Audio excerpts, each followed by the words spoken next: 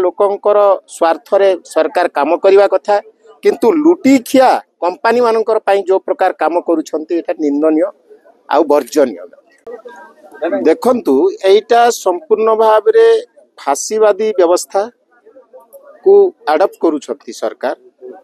द्वितीय कथा होउची मेधा पाटकर भली गुटे जननेत्री को अवरोध करवा एटा अगणतांत्रिक असंवैधानिक एवं घोर निंदनीय विषय वस्तु बोलिकी मु तो चित्रण करी। द्वितीय कथा होचे जे आमर ये सुभाष सिंह माझी यांकर ये तिजमाली आंदोलन रो जोटा कि जल जमीन जंगल जीवन जीविकार सुरक्षा पाई लड़ाई करुथिबा तांकर आह्वान रे आमे माने आइथिलु।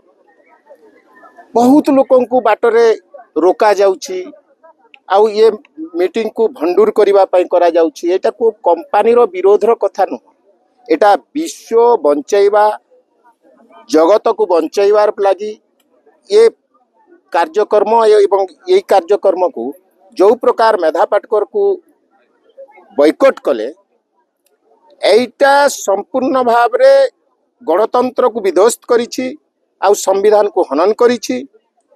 एटा आगो को नहबा कथा आउ लोकंकर खटिखिया लोकंकर स्वार्थ रे सरकार काम करवा कथा किंतु लुटी खिया कंपनी मानकर पई जो प्रकार काम करूछंती एटा निंदनीय आ वर्जनीय।